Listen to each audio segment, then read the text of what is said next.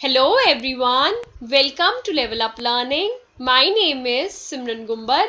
आज की इस वीडियो में हम बहुत ही इंपॉर्टेंट टॉपिक करने वाले हैं जिससे कि आपके पेपर में 1 या 2 क्वेश्चन जरूर पूछे जाएंगे. बहुत टाइम से जो एनटीटी 83-93 की पोस्ट थी पंजाब की जो रुकी हुई थी, अब वो बहुत जल्दी आने वाली है. तो जो भी बच्चे एनटीटी कर चुके हैं या कर रहे हैं और उनकी बस एनटीटी कंप्लीट होने वाली है और वो अपने गवर्नमेंट जॉब का सपना पूरा करना चाहते हैं और गवर्नमेंट जॉब की तैयारी का हमारा कोर्स लेना चाहते हैं, तो वीडियो पर नंबर शो हो रहा है, वहाँ से कांटेक्ट करके आप फुल कोर्स बाय कर सकते हो, जिसमें हम आपको सारे के सारे सब्जेक्ट्स की तैयारी करवाएंगे एकदम बढ़िया से, ताकि आप जब वैकेंसी आए आप बिल्कुल प्रिपेयर्ड रहो. ठीक है जी. टॉपिक का नाम क्या है? अर्ली चाइल्डहुड डिफॉर्मिटीज, यानी कि शुरुआती बचपनदे विकार. अब यहाँ पर क्या हो रहा है, जब बच्चा बॉर्न होता है, धीरे धीरे थोड़ा सा बड़ा होता है, मतलब जब उसके इनिशियल स्टेजेस होती है, चाइल्डहुड होती है, अर्ली चाइल्डहुड होती है, ठीक है, उसकी क्या क्या डिफॉर्मिटीज हो सकती है वो डिस्कस करेंगे. ये वीडियो है पार्ट 1, क्योंकि काफी बड़ा टॉपिक है तो इसके शायद 3 पार्ट्स आएंगे या शायद 2 पार्ट्स आएंगे, वो आपको आगे वाली वीडियो में पता चल जाएगा. अभी हम डिस्कस कर रहे हैं पार्ट 1, अर्ली चाइल्डहुड डिफॉर्मिटीज. ठीक है जी, इंपॉर्टेंट टॉपिक है, कृपया करके अच्छे से समझ लेना. ठीक है, अर्ली चाइल्डहुड डिफॉर्मिटीज होता क्या है? देखो, सबसे पहले तो आपसे कोई पूछे कि डिफॉर्मिटी क्या होता है. डिफॉर्मिटी होती है एनी सॉर्ट ऑफ डिसफिगरमेंट.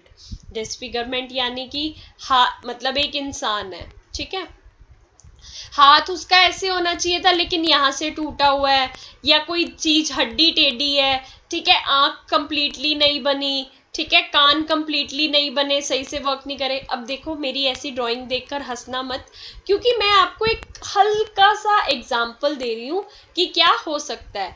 ये बता रहे हैं किसी भी बॉडी पार्ट का डिसफिगरमेंट, यानी कि कोई आपका बॉडी पार्ट जो प्रॉपर नहीं बना, प्रॉपर शेप में नहीं है या प्रॉपर फंक्शन नहीं कर रहा, जो हमारी बॉडी को नॉर्मली फंक्शन करने नहीं देता, उसको हम कहते हैं डिफॉर्मिटी. सिंपल सी भाषा में, मान लो किसी बच्चे का कान सही तरीके से नहीं बना. कान सही तरीके से नहीं बना तो वो जो नॉर्मल बच्चा सुन पाता है जिस तरीके से, वो उस तरीके से नहीं सुन पाएगा. वो उस तरीके से नहीं सुन पाएगा तो उसकी नॉर्मल फंक्शनिंग में ये एक प्रॉब्लम क्रिएट कर रही है ना डिफॉर्मिटी. तो बस यही हो गया. ठीक है, इसके साथ यहाँ पर आ जाते हैं. एक सेकेंड, हम ये ड्राइंग को कर देते हैं इरेज. ठीक है, अब यहाँ पर क्या कह रहे हैं? यहाँ पर कह रहे हैं कि डिफॉर्मिटीज कैन बी. अब ये जो डिफॉर्मिटीज है, विकार है, ये किस किस टाइप के हो सकते हैं? सबसे पहला कंजेनिटल. कंजेनिटल याद कर लो नाम, इंग्लिश नाम है, इंग्लिश नाम ही समझना आपके लिए बहुत ज्यादा जरूरी है. वैसे तो हमने इनके नीचे पंजाबी ट्रांसलेशन लिख दी है, जमांद्रू, यानी कि प्रेजेंट एट बर्थ. जब बच्चा पैदा होता है तभी उसमें वो डिफॉर्मिटी होती है, जमांद्रू डिफॉर्मिटी, विकार, कि भाई बच्चा पैदा हुआ तभी आपको पता चल गया कि इसका कान सही से नहीं बना हुआ, या इसकी आंखें नहीं है, या कोई और दिक्कत जो भी है, वो जब बच्चा पैदा होता है जन्म के समय ही प्रेजेंट होती है वो डिफॉर्मिटी, जो उसकी कमी है. ठीक है, डिफॉर्मिटी पहला टाइप हो सकता है कंजेनिटल. कंजेनिटल का मतलब होता है प्रेजेंट एट बर्थ, जब बच्चा पैदा होता है उस टाइम वो होती है, जमांद्रू. सेकंड, डेवलपमेंटल, विकासशील, जो कि बच्चे के अंदर जब पैदा होती है, हो सकता है हो, लेकिन जब वो धीरे धीरे बड़ा होता है, उस बॉडी पार्ट को यूज करता है, तो वो दिखना स्टार्ट होती है कि हाँ भाई इसके अंदर ये कमी है. ठीक है, ये नॉर्मली ज्यादातर पोस्चर से रिलेटेड जो हमारी डिफॉर्मिटीज होती है ना, वो वाली आती है कि भाई बच्चा सही से खड़ा नहीं हो पा रहा, चल नहीं पा रहा, बैठ नहीं पा रहा, शरीर के अंगों का जो फॉर्मेशन हुई है वो सही से नहीं बनी. सेकंड टाइप डेवलपमेंटल, विकासशील. तीसरी एक्वायर्ड. एक्वायर्ड यानी कि बच्चा पैदा सही हुआ था, ठीक है, उसके अंदर कोई कमी नहीं थी, लेकिन अपने नॉर्मल चाइल्डहुड, इन्फेंसी के दौरान कोई ऐसी चोट लग गई, कोई ऐसी बीमारी लग गई जिसकी वजह से डिफॉर्मिटी हो गई. ठीक है जी, अब आपको पता है डिफॉर्मिटी के 3 टाइप्स हैं. कंजेनिटल यानी कि जमांद्रू, जो कि बच्चे के जन्म के समय होती हैं। डेवलपमेंटल हो सकता है बच्चे के जन्म के समय हो, लेकिन वो दिखती कब है? चाइल्डहुड में, जब उसका उस बॉडी फंक्शन का यूज किया जाता है। एक्वायर्ड कोई बीमारी हो गई, कोई इंजरी हो गई, उसे कहते हैं। सबसे पहले हम कंजेनिटल के बारे में पढ़ते हैं। कंजेनिटल डिफॉर्मिटी क्या होती है? कंजेनिटल डिफॉर्मिटी क्या होती है? जमातरू विकार किहड़े हुंदे ने? अब यहाँ पर क्या कह रहे हैं? नॉर्मल साइज में चेंज, कि भाई हाथ इतना होना चाहिए था, उतना नहीं है। शेप ऑफ द बॉडी, कोई बॉडी मतलब हाथ की शेप ऐसी होनी चाहिए थी या साइज इतना होना था, ऐसा नहीं है तो मतलब कोई दिक्कत है। कोई दिक्कत है तो हमने उसको कह दिया जन्म के समय ही ये दिक्कत थी, ये है कंजेनिटल डिफॉर्मिटी। ठीक है, ऐसे कह सकते हैं। अब बेबी इज बोर्न विद, जिस चीज के साथ बेबी बोर्न हुआ है। नॉर्मल बच्चों का हाथ का साइज मान लो इतना है, बेबी का हम जिसको कंजेनिटल डिफॉर्मिटी है इतना है, तो आप समझोगे कोई तो कमी रह गई है, तभी ये हाथ छोटा है बस। अब कंजेनिटल डिफॉर्मिटी को दो और नाम दिए जाते हैं। अब आप देखोगे मोस्टली चीजें मैं आपको इंग्लिश में यहाँ पर इसलिए समझा रही हूँ क्योंकि ये साइंस से रिलेटेड टॉपिक है। ठीक है, मेडिकल से रिलेटेड टॉपिक है। कौन सी बीमारी है, इस बीमारी में क्या हो सकता है, सारे के सारे इंग्लिश वर्ड्स हैं आपके पेपर में। ठीक है, ट्रांसलेशन करके दे देंगे पंजाबी की, लेकिन आपको इनका मतलब सिर्फ और सिर्फ इंग्लिश नाम से ही समझ आएगा। तो चाहे कोई भी मीडियम है, इंग्लिश नाम जरूर समझ लेना क्योंकि ये टॉपिक ही ऐसा है। पहला, बर्थ डिफेक्ट्स। हम इनको बर्थ डिफेक्ट्स भी कह देते हैं कि भाई जन्म के समय ही ये विकार थे। कंजेनिटल अबनॉर्मैलिटी भी कह सकते हैं कि कोई चीज जब नॉर्मल तरीके से नहीं वर्क करती, नॉर्मल तरीके से नहीं वर्क करती तो अबनॉर्मैलिटी। आपसे पूछ लिया जा सकता है what is the other name of congenital deformity. नीचे कोई ऑप्शन में 4 ऑप्शंस दिए होंगे, एक ऑप्शन में दिया है बर्थ डिफेक्ट्स। आपको पता है बर्थ डिफेक्ट्स भी वही है, कंजेनिटल डिफॉर्मिटी भी वही है, तो आपने बर्थ डिफेक्ट्स को टिक कर दिया। आपने टिक कर दिया तो 1 नंबर हो गया पक्का। अब यहाँ पर क्या कह रहे हैं, जो भी मोस्टली कंजेनिटल डिफॉर्मिटीज होती है ना, ये अब नॉर्मल जेनेटिक कोडिंग की वजह से होती है। आपको पता है जब बच्चा माँ के पेट में होता है तो उसके अंदर कुछ गुण माँ के आते हैं, कुछ गुण पिता के आते हैं। क्यों? क्योंकि वो जेनेटिक कोडिंग होती है। कैसे? आपने हेरिडिटी में अगर वो पढ़ा होगा टॉपिक कि बच्चे ने कितने जो ऑटोजोम्स होते हैं, क्रोमोजोम्स आते हैं, कुछ माँ से लेता है, कुछ फादर से लेते हैं, वो कंबाइन होके एक बच्चा फॉर्म होता है। बट क्या कह रहे हैं, पहला तो कंजेनिटल डिफॉर्मिटी का कोर्स सबसे ज्यादा ये है जेनेटिक कोडिंग। जो जिस तरीके से बच्चे की जेनेटिक कोडिंग होनी चाहिए थी, जिस हिसाब से उसके जीन्स फॉर्म होने चाहिए थे, उसमें कोई दिक्कत आ गई, उसकी वजह से कोई अंग खराब रह गया, या फिर कोई इन्फेक्शंस और इन्वायरमेंटल फैक्टर्स। अब ये इन्वायरमेंटल फैक्टर्स, बच्चा तो माँ के पेट में है तो उसका इन्वायरमेंट वही है जो माँ कंज्यूम कर रही है, जैसा माँ अपना ध्यान रख रही है। जैसे कि मान लो कुछ लेडीज को अल्कोहल की आदत होती है, मतलब शराब पीने की आदत होती है, तो वो अपनी प्रेगनेंसी के टाइम भी शराब पीती रहती हैं, तो इससे माँ की हेल्थ और फीटस दोनों पे असर पड़ता है। और बच्चे में फीटल अल्कोहल सिंड्रोम नाम का भी बीमारी हो सकती है। इस बीमारी का नाम याद कर लेना। आपसे पूछा जा सकता है क्या कि अगर प्रेग्नेंट लेडी अपनी प्रेगनेंसी के समय शराब पीती है तो बच्चे को कौन सी बीमारी हो सकती है? आप बता दोगे, फीटल अल्कोहल सिंड्रोम। अब यहां पर एक चीज क्या बताई है, जीन्स। कह रहे हैं जीन्स क्या होते हैं, डीएनए के सेक्शंस होते हैं, यानी कि डीएनए बड़ा पार्ट, जीन उसका छोटा पार्ट। ठीक है, that are found inside every human cell. आपको पता है एक इंसान सेल्स के फॉर्मेशन से बना है। हमारे अंदर क्या है, सब सेल्स ही तो है। सेल्स ग्रो करते करते बॉडी पार्ट्स बना देंगे, ऑर्गन्स बना देंगे, टिश्यूज बना देंगे। ठीक है जी, डीएनए हमारे हर ह्यूमन सेल के अंदर होते हैं और डीएनए का ही पार्ट है जीन्स, जो हमें हमारे माँ बाप से, एंसेस्टर्स से मिलता आता है। हमें हमारे माँ बाप से मिला, हमारे माँ बाप को उनके माँ बाप से मिला। ठीक है जी। अब यहाँ पर एक नई बात क्या आती है, वैसे तो पूछा नहीं जाता, लेकिन अगर एग्जामिनर का मन कर जाए तो वो पूछ सकते हैं कि डीएनए की फुल फॉर्म क्या होती है। अब इतना कॉम्प्लिकेटेड ये वर्ड है कैसे याद होगा? कम से कम 3 से 4 बार पढ़ लेना, याद हो जाएगा, ऑप्शन देख के समझ आ जाएगा। DNA, deoxyribonucleic acid, deoxyribonucleic acid, deoxyribonucleic acid. ठीक है जी, नाम याद कर लेना। नाम याद कर लिया तो एक पिक्चर देख लो, क्या है? ये है इंसान। इंसान के अंदर सेल्स ही सेल्स हैं, आपको पता है ना, सेल से ही बना है इंसान, तो ये एक सेल है। ठीक है जी, हमने बता दिया कि ये एक सेल है। इस सेल के अंदर ये होते हैं क्रोमोसोम्स। अब इसको हमने यहाँ पे मॉडिफाई मतलब मैग्नीफाई बड़ा करके दिखा दिया कि देखो सेल्स के अंदर ऐसे क्रोमोसोम्स होते हैं। ठीक है जी, क्या होते हैं? क्रोमोसोम्स होते हैं। कितने पेयर्स होते हैं? आपने अगर हेरिडिटी वाले टॉपिक में वो पढ़ा होगा कि 23 पेयर्स होते हैं, टोटल 46 हो जाते हैं। ठीक है, हाफ मदर से मिलते हैं, हाफ फादर से मिलते हैं। लास्ट 23rd जो होता है वो सेक्स क्रोमोसोम होता है, जिससे कि डिसाइड किया जाता है कि डिसाइड होता है कि बच्चा गर्ल होगा या बॉय। यहाँ पर आपको वो डिटेल में समझने की जरूरत नहीं है, क्योंकि ये एबनॉर्मेलिटीज का टॉपिक है। अब यहाँ पे कह रहे हैं इसको भी, अगर ये क्रोमोसोम जो है इसको भी हमने और मैग्नीफाई करा तो ये ऐसी ऐसी चीजें हैं। ठीक है, ये डीएनए, मतलब डीएनए जो है इस क्रॉस के अंदर छुपा हुआ है, मतलब इस क्रॉस के अंदर ही डला हुआ है डीएनए। और आपको पता है जीन्स डीएनए का पार्ट है। ये क्रोमोसोम्स है, क्रोमोसोम्स को और खोल के हमने दिखा दिया कि ऐसे ऐसे हमारे क्रोमोसोम्स हैं। इन्हीं के अंदर डीएनए हमारे हैं। डीएनए से ही गुठली में गोंद की दिया, आटा गूंद देते हैं ना, ऐसे डीएनए गूंद गया हमारे क्रोमोसोम्स में। और आपको पता है डीएनए का ही पार्ट है जीन्स। साइंस का टॉपिक है, ये ना भी समझ आए आपको तो कोई दिक्कत की बात है नहीं, ये मैंने आपको एक्स्ट्रा बता दिया है। बढ़ते हैं मोस्ट इंपॉर्टेंट पार्ट की तरफ, जो हमारी एबनॉर्मेलिटीज है। सबसे पहले यहां पर हम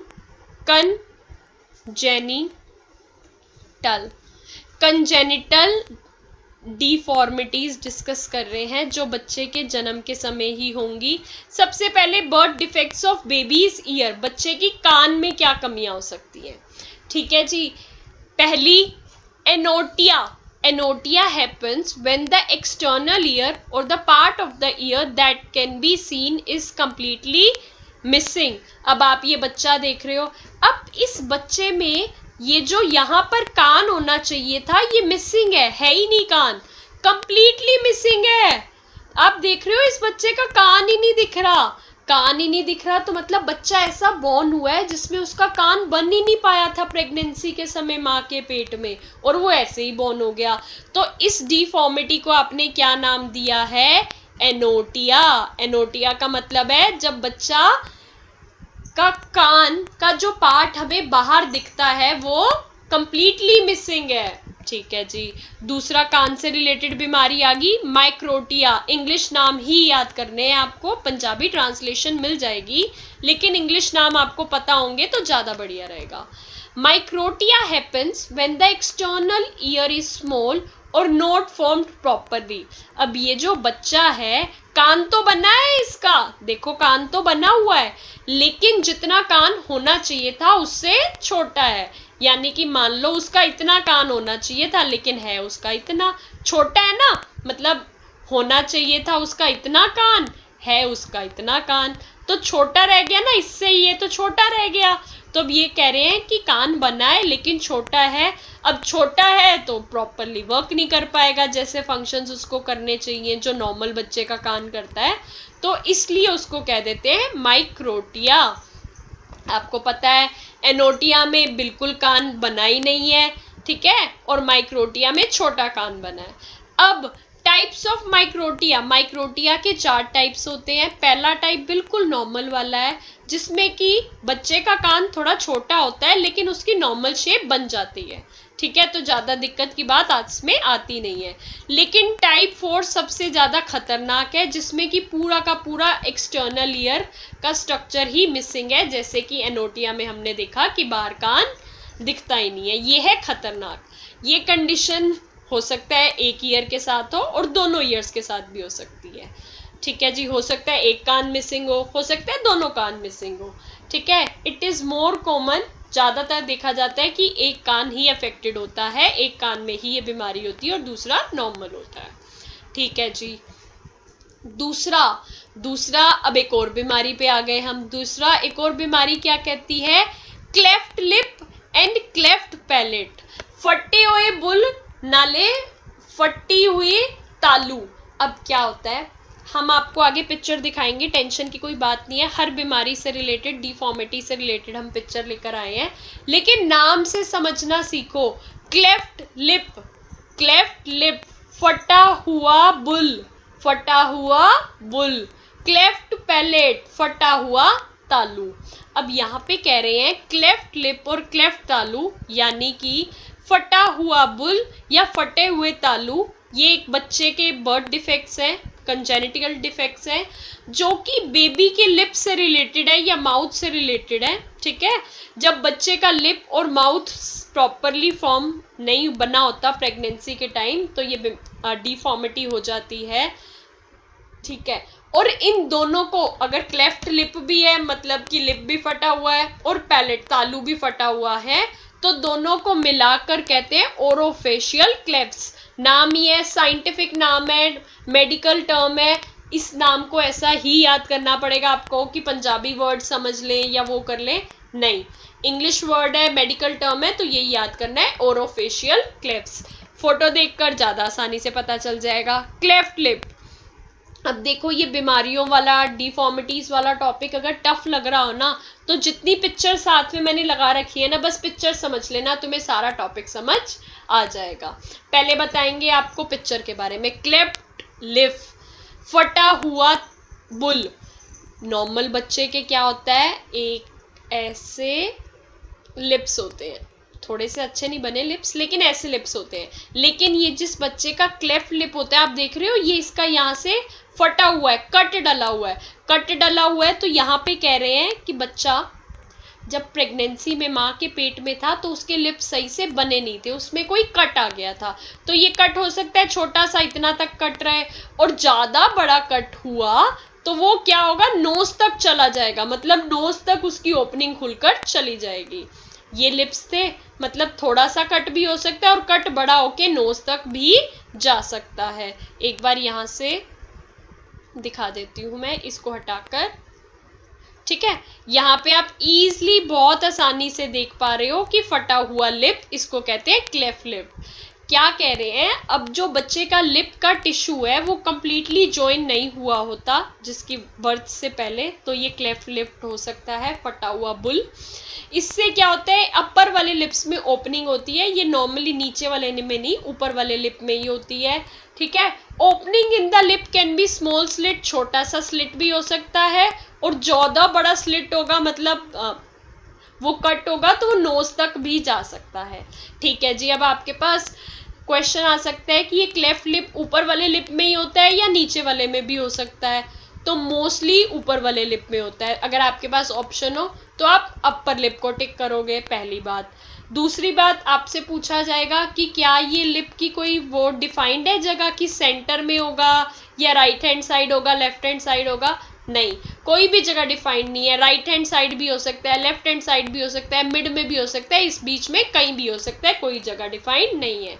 छोटा सा कट भी हो सकता है और बड़ा सा कट नाक तक भी जा सकता है। ठीक है जी, फटा हुआ तालू। फटा हुआ तालू, बच्चे का मुंह देख लो, मुंह के अंदर अगर अपना भी मुंह खोल के देखोगे, जहां पर आपकी टंग ऊपर लगाते हो उसको हम कहते हैं तालू। अब उसके तालू में कट है, ये तालू को हमने बड़ा करके दिखा दिया, उसका तालू ही फटा हुआ है। क्या कह रहे हैं, अब roof of the mouth does not join together. Pregnancy के टाइम बच्चे का जब ये तालू बन रहा था तो वो प्रॉपरली फॉर्म नहीं हुआ, तो इसलिए कटा रह गया।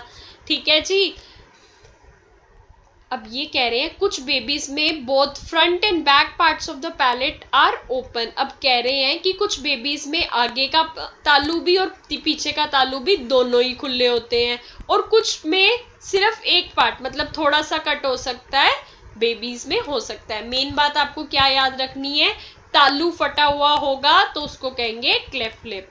ठीक है, अब यहाँ पर क्या बताया जा रहा है कि हो सकता है किसी का सिर्फ क्या हो, फटा हुआ बुल हो सकता है किसी का फटा हुआ तालू हो सकता है किसी के दोनों हो।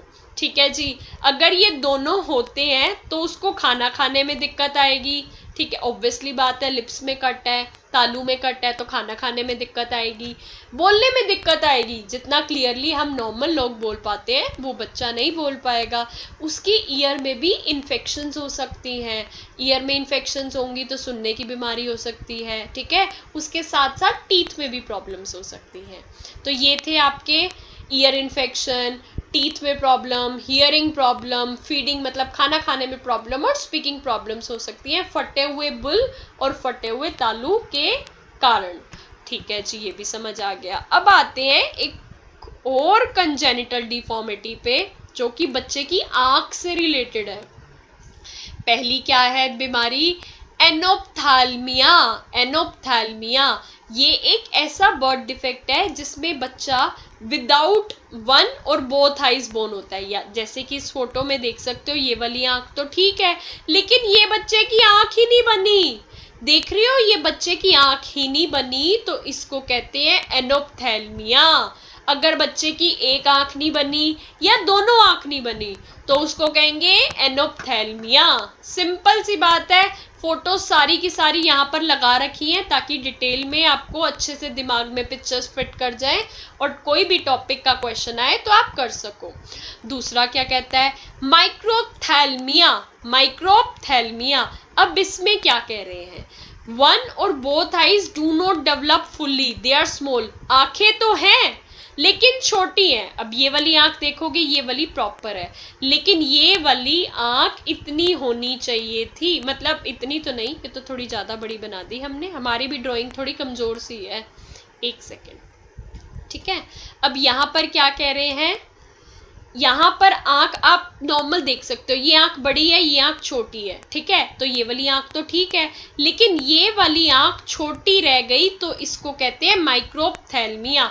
अब हो सकता था उसकी दोनों आंखें छोटी रह जाती, अब यहाँ पर एक रही है। वन आई और both I do not develop properly, पूरी तरह से प्रॉपर नहीं हुई, स्मॉल है। अगर आंख एक है ही नहीं तो एनोप्थेल्मिया, अगर एक आंख छोटी है या दोनों आंख छोटी है, माइक्रोप्थेल्मिया। ठीक है जी, अब यहाँ पर कह रहे हैं एनोप्थेल्मिया और माइक्रोप्थेल्मिया से ब्लाइंडनेस, मतलब कि अंधा भी हो सकता है, इंसान देख नहीं पाएगा या फिर कम दिखाई देगा, लिमिटेड विजन होगा। वो डिपेंड करता है कि कितनी आईज का साइज छोटा है और उससे कितनी ज्यादा प्रॉब्लम हो रही है। नाम याद रखने हैं और कुछ नहीं पूछा जाएगा, नाम ही पता होने बहुत ज्यादा जरूरी है। कंजेनिटल हार्ट डिफेक्ट्स, बच्चे की दिल की खामियां, दिल के विकार, जमांद्रू। अब क्या है? दिल से रिलेटेड विकार है कि दिल में क्या दिक्कत है, ये कह रहे हैं दिल से रिलेटेड कुछ चीजें बर्थ के टाइम ही प्रेजेंट होती हैं और ये इफेक्ट करती हैं कि बच्चे का दिल कैसे बनेगा और कैसे वर्क करेगा। ये भी इफेक्ट करती हैं कि कैसे ब्लड फ्लो होगा हार्ट से और रेस्ट ऑफ द बॉडी, मतलब हार्ट से कैसे ब्लड फ्लो के जाएगा बाकी बॉडी पार्ट्स में। नॉर्मल ब्लड मतलब नॉर्मल इंसान का हार्ट है, जैसे फंक्शन करता है सब लोगों का वैसे करता है, लेकिन जिसको कंजेनिटल हार्ट डिफेक्ट्स हैं, दिल की कोई बीमारी है, तो उसमें कुछ चेंज हो जाएगा कि कैसे ब्लड फ्लो कर रहा है। इट वेराई फ्रॉम माइल्ड, नॉर्मल क्या होगा कि हो सकता है कोई हार्ट में छोटा सा होल हो तो ज्यादा दिक्कत नहीं होगी, लेकिन टू सेवियर टू मिसिंग और पुअरली फॉर्म्ड, थोड़ी बहुत कोई बीमारी है तो ऐसे कह सकते हो हार्ट में छोटा सा छेद है तो थोड़ी बहुत दिक्कत देगा, ज्यादा दिक्कत नहीं देगा। लेकिन ज्यादा दिक्कत क्या कह रहे हैं? कोई हार्ट का कोई बड़ा पार्ट, कोई वेसल, कोई आर्टरी ही मिसिंग है या बनी नहीं है तो वो अपना दिल जो है वो सही से काम नहीं कर पाएगा। दिल सही से काम नहीं कर पाएगा तो फिर बहुत ज्यादा टेंशन की बात हो जाएगी। Science and symptoms of congenital heart defects. अब देखो हमने यहाँ पे एक फोटो लगाई है बच्चे की, पता है आपको हार्ट यहाँ होता है, ठीक है। आपको अगर सबको पता हो कि हार्ट कौन सी साइड होता है, वैसे तो आई नो कि तुम सबको पता होगा, बट स्टिल हार्ट हमारा लेफ्ट साइड पे होता है, ये भी ध्यान रखना। जैसे कि यहाँ पर आप देख सकते हो ये बच्चा लेटा हुआ है, ये लेफ्ट हैंड साइड से इस हार्ट को बड़ा करके दिखा दिया। जो लोगों को लगता है कि हार्ट ऐसा होता है, नहीं, हार्ट होता है ऐसा, ये तुम ऐसा बना नहीं पाते तो इसलिए ये बना के छोड़ देती हो कि हार्ट होता है ऐसा, नहीं, हार्ट होता है ऐसा। अब यहाँ पर अगर दिल की कोई बीमारी है तो उसकी हो सकता है ये वेसल्स थोड़ी सी डिफेक्टिव हो, थोड़ी सी कमजोर हो या टेढ़ी मेढ़ी हो। होल इन हार्ट, ये हार्ट में ऐसे छोटा सा छेद हो सकता है। लीकी वॉल्स, ये जो वॉल्स होती हैं इसमें कुछ लीक कर रहा हो। तो ये सारी बीमारियां कंजेंटल हार्ट डिफेक्ट्स के अंदर आ जाती हैं। पता कैसे चलेगा कि जमांद्रू हार्ट के डिफेक्ट्स हैं? बच्चे के जो नेल्स और लिप्स हैं ब्लू ब्लू दिखेंगे, खून सही तरीके से पूरी बॉडी में पहुंच नहीं पा रहा, खून सही तरीके से पूरी बॉडी में पहुंच नहीं पा रहा तो नेल्स और लिप्स ब्लू ब्लू नजर आएंगे। ब्रीथ करने में, सांस लेना बहुत ज्यादा फास्ट हो जाएगा या ट्रबल्ड हो जाएगा, बहुत मुश्किल से सांस ले पाएगा। जब आप उसको फीड कर रहे हो, छोटा बच्चा है ना, खाना खिला रहे हो, पानी दूध पिला रहे हो, टायर्डनेस, थकावट हो जाएगी और हमेशा सोया सोया सा महसूस करेगा। ठीक है जी, इसके साथ साथ आपका यहाँ पर पार्ट 1 खत्म होता है। ठीक है, बहुत बड़ा टॉपिक है तो एक पार्ट में कवर करवाना मुश्किल था। इसका पार्ट 2 भी आपको मिल जाएगा, फिर पार्ट 3 भी मिल जाएगा, फिर जाके ये टॉपिक कंप्लीट होगा। बहुत ही इंपॉर्टेंट टॉपिक है, थोड़ा सा टफ टॉपिक हो सकता है क्योंकि साइंस से रिलेटेड है, मेडिकल टर्म से रिलेटेड है, लेकिन बस इनके नाम समझ लेना और ये ध्यान रखना कि कंजेंटल हार्ट डिफेक्ट्स यानी कि दिल की बीमारी है। ठीक है, अगर बच्चे की एक या दोनों आंखें छोटी हैं, माइक्रोप्थेल्मिया, एक आंख या दोनों आंख है ही नहीं, एनोप्थेल्मिया। ठीक है, फटे हुए बुल और फटे हुए क्या कहते हैं, यहाँ पर उन्होंने कह दिया फटे हुए बुल या फटा हुआ तालू, आपको पता चल गया क्या है। फिर माइक्रोटिया, माइक्रोटिया क्या है कि एक्सटर्नल ईयर स्मॉल है, प्रॉपरली फॉर्म नहीं हुआ तो माइक्रोटिया है। ठीक है जी, है ही नहीं एक कान या 2 बार का, एनोटिया नाम है। ठीक है, ये तो साइंस वाली चीजें मैंने आपका बेसिक स्ट्रॉन्ग करा, इसमें से कुछ नहीं पूछा जाएगा पूछने को। अगर उनका बहुत ही ज्यादा मन कर जाए डीएनए की फुल फॉर्म पूछ सकते हैं, डायोक्सी राइबोन्यूक्लिक एसिड। ठीक है जी, जीन्स डीएनए का पार्ट होती हैं, जीन्स हमें हमारे माँ बाप से मिलता है।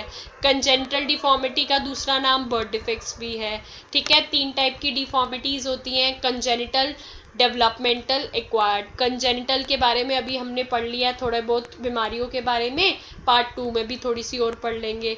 फिर डेवलपमेंटल बेसिकली पोस्चरल डिफॉर्मिटीज होती हैं, वो भी हम आपको बता देंगे। एक्वायर्ड के बारे में ज़्यादा आपको पढ़ने की ज़रूरत है नहीं क्योंकि ये तो इन्वायरमेंट से, मतलब बाहर बच्चा है, किसी को चोट लग गई, गोडा टूट गया, हड्डी टूट गई, जुड़ नहीं पाई, वो बीमारी है तो वो सबकी वेराई करती है। या किसी कारण कैंसर हो गया, बाहर के इन्वायरमेंट की वजह से ट्यूमर हो गया, तो वो बहुत ही डिफरेंट जोन में चला जाएगा। तो मेन आपको कंजेनिटल और डेवलपमेंटल पढ़ना है। आई होप आपको ये टॉपिक अच्छे से समझ आया होगा। हो सकता है पहली बार वीडियो देखो अच्छे से समझ ना आए तो टेंशन मत लेना, 2 बार देख लेना, 3 बार देख लेना, लेकिन तैयारी ऐसी होनी चाहिए कि पेपर में कोई भी क्वेश्चन आए तुम डेफिनेटली अटेंड कर पाओ। ऑल द वेरी बेस्ट, तैयारी करते रहो, मेहनत करने वालों को सफलता जरूर मिलती है। Thank you.